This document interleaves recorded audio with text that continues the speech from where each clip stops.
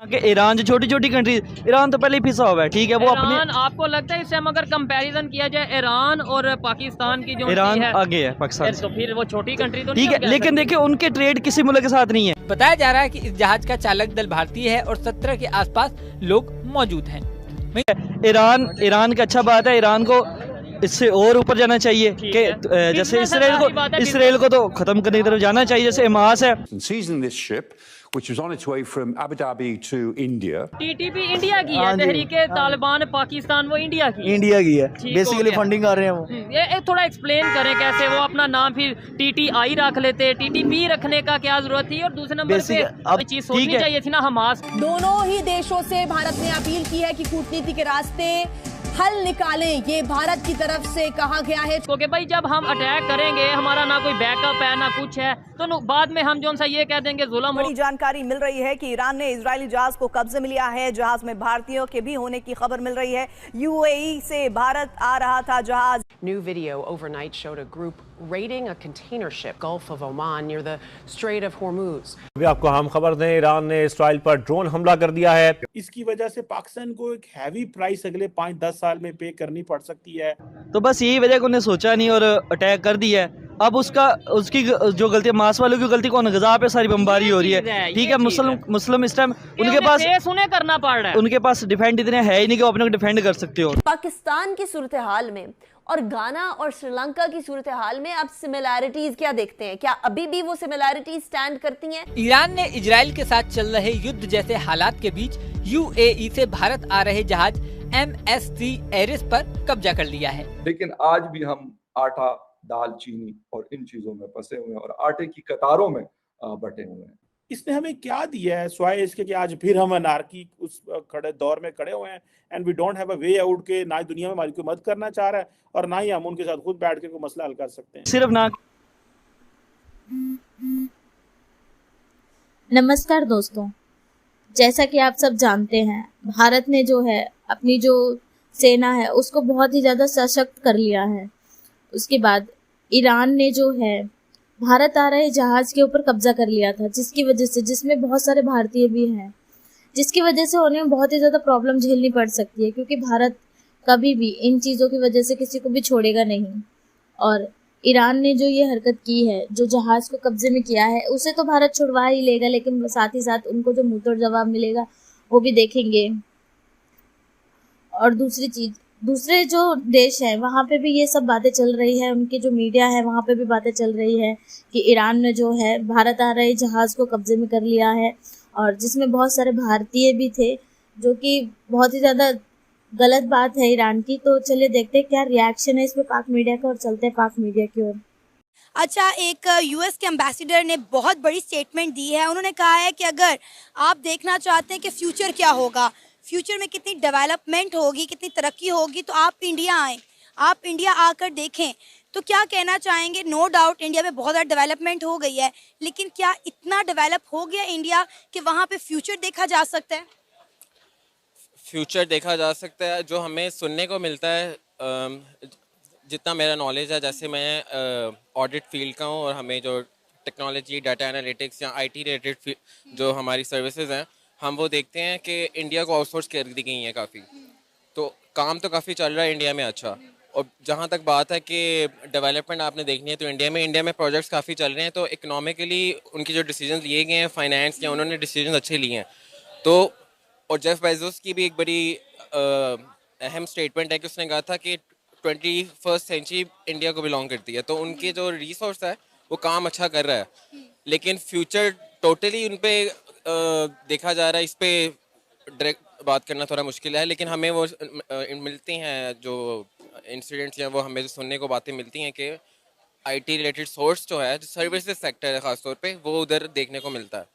अब आप ये देखिए ना कि अमेरिका, जिससे इंडिया की कोई ख़ास नहीं बनती, लेकिन वो इंडिया की तारीफ़ करने पर मजबूर हो चुका है। इसका मतलब है कि इंडिया में वाकई कोई ख़ास बात है, या इंडिया बहुत तेज़ी से ग्रो कर रहा है, डेवलप कर रहा है, लिहाजा अमेरिका ने इतनी बड़ी स्टेटमेंट दे दी है इंडिया को लेकर। आपको पता है इससे पहले वर्ल्ड बैंक ने भी कहा था कि इंडिया जो है वो एशियन कंट्रीज़ की इकॉनमी को लीड करेगा, मतलब एशियन कंट्री में वाहिद इंडिया की कंट्री होगी जिसकी इकॉनमी तेज़ी से ग्रो करेगी।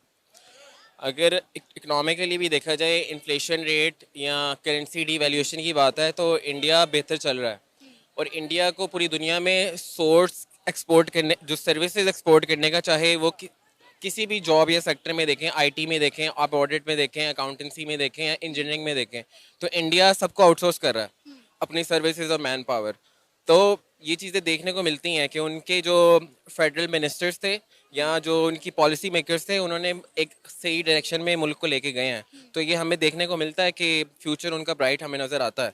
इंडिया का तो फ्यूचर हमें ब्राइट नजर आ रहा है, पाकिस्तान का मुस्तकबिल का ही नहीं पता, फ्यूचर की तो हम बात ही नहीं कर सकते।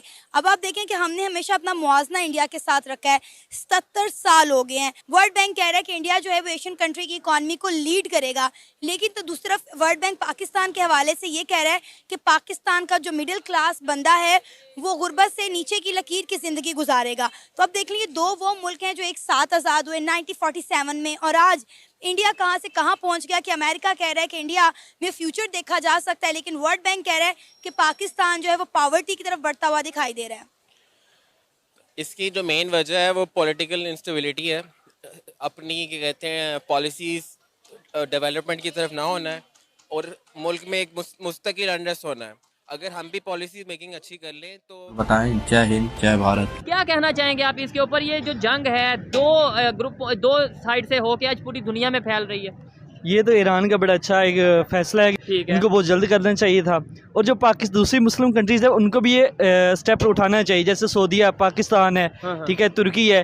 तो इन बड़ी स्टेट को बोलना चाहिए, जब तक बड़ी स्टेट नहीं बोलेंगे वो कोई भी नहीं रोकेंगे, ठीक है। लेकिन यूएस की तरफ से जो उनके डिप्लोमेट्स हैं तुर्की में, उन्होंने अलर्ट कर दिया कि भाई आप यहाँ से मूव हो जाएं, या जो है आप हाई अलर्ट कर दिया उन्होंने कि भाई मतलब ये तुर्की भी जो है इस तरीके से स्टेटमेंट दे रहा है। तो ये अच्छी बात है, इससे स्टेटमेंट होनी चाहिए। जैसे पाकिस्तान को भी इस पे स्टेप अप होना चाहिए कि हमें भी कुछ करना चाहिए, ठीक है। सिर्फ ना कि ईरान, जो छोटी छोटी कंट्री, ईरान तो पहले ही पिसा हुआ है, ठीक है, वो अपने। आपको लगता है इससे हम अगर कंपैरिजन किया जाए ईरान और पाकिस्तान की, जो ईरान आगे है पाकिस्तान, तो फिर वो छोटी कंट्री तो ठीक है। लेकिन देखिए उनके ट्रेड किसी मुल्क के साथ नहीं है, सिर्फ अपने मुल्क में ज्यादा कमा के सर कर रहे हैं, ठीक है। और इंडिया के बड़ी स्टेट्स में नहीं है, में जितना ट्रेड कर रहा है ना ईरान, आपको शायद अंदाजा नहीं, ठीक है। वो किस तरह का स्मगल ही कर रहे हैं ना, अच्छा, पाकिस्तान से स्मगल कर रहे हैं, पाकिस्तान के साथ स्मगल कर रहे हैं, क्योंकि पाकिस्तान क्या करता है। देखिए इंडिया ऑयल कैसे ले रहा है आपको भी पता है, अच्छा, कैसे कौन सपोर्ट कर रहा है, ठीक है। ईरान का अच्छा बात है, ईरान को इससे और ऊपर जाना चाहिए कि जैसे इसराइल को तो खत्म करने की तरफ जाना चाहिए, जैसे हमास है, ठीक है, उसको ठीक है जाना चाहिए, जैसे पाकिस्तान है। अच्छा, ऐसे कि आपको नहीं लगता कि इन कंट्रीज को भी नुकसान होगा? देखें, आपने बोला कि जैसे आपको मैंने बताया कि ईरान इंडिया के साथ जो है वो बिजनेस कर रहा है, ट्रेड कर रहा है, ऑयल के हवाले से चाइना के साथ कर रहा है, लेकिन इंडिया जो है वो इसराइल के साथ खड़ा है। तो अगर ईरान हमास के साथ खड़ा होगा तो आपको नहीं लगता कि रिलेशन खराब होंगे, या ये बिजनेस आपस में चलता रहेगा? देखिए इनका बिजनेस तो चलता रहता है, बिजनेस तो कोई भी खराब नहीं करेगा। ईरान है, ईरान अपने इंडिया साइड बिजनेस चलाता रहेगा, और इंडिया को भी पता है कि हमें पेट्रोल जो है दूसरी निस्बत कंट्री से सस्ता मिल रहा है, वो इस वजह से उससे पेट्रोल लेना बंद नहीं करेंगे, और वो सपोर्ट इसराइल को करेंगे। उन्हें पता है कि वो इसराइल उनका अमेरिका का, जिसकी वजह से वो सपोर्ट कर रहा है। और चाइना को चाहिए कि बीच में अपना रोल अदा करे, इनमें मतलब इसराइल को जंगबंदी के लिए तरफ लेके आए, ठीक है। आपकी जितनी भी बातें थी उनमें से एक बात से मेरा दिल खुशी और एग्री करता हूँ कि जंग बंदी की तरफ लेके आना चाहिए।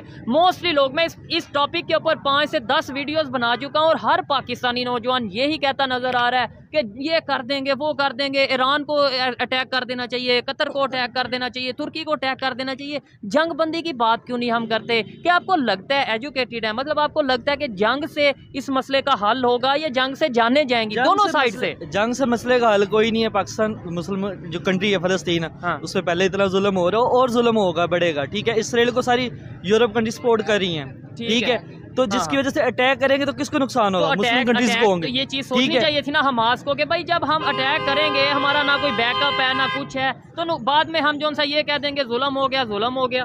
तो बस यही वजह को उन्हें सोचा नहीं और अटैक कर दिया है। अब उसकी जो गलती, मास वालों की गलती कौन? गजा पे सारी बमबारी हो रही है, ठीक है। मुस्लिम इस टाइम उनके पास उन्हें करना पड़ रहा है, उनके पास डिफेंड इतने है ही नहीं कि वो अपने को डिफेंड कर सकते हो, ठीक है। वो अटैक कर रही, बमबारी कर रहा है, आए दिन कितने डेली बेसिस पे 500-600 मुस्लिम जो मुसलमान शहीद हो रहे हैं। खबरें ये भी आ रही हैं कि हमास, क्योंकि ये है कि उन्हें नजर आ रहा था कि गजा में शायद वो इलेक्शन हार जाएंगे, या जहाँ पे उनकी गवर्नमेंट थी या हुकूमत के उनके चांस है वहाँ पे वो इलेक्शन नहीं जीत पाएंगे, इसलिए उन्होंने जंग स्टार्ट कर दी कि भाई चलो हमारा कोई ना कोई तो रोल रहेगा। अब देखिए हर इंटरनेशनल मीडिया के मुताबिक हर गवर्नमेंट कोई ना कोई अपना बेनिफिट के लिए ना काम करती रहे। जैसे इंडिया में देखो, हाँ। इंडिया वाली गवर्नमेंट देख लो, उनके जब इलेक्शन आते हैं तो पाकिस्तान में अटैक करना स्टार्ट कर देते हैं। अच्छा। पाकिस्तान वाले हैं वो देखो, जब इलेक्शन आते हैं तो कश्मीर इंडिया की जंग छेड़ देते हैं, फायरिंग हो रही, ये हो रहा है, वो हो रहा होता, और कुछ भी नहीं होता। ठीक है, ये अपने फायदे के लिए हर गवर्नमेंट अपने फायदे के लिए काम कर रही है।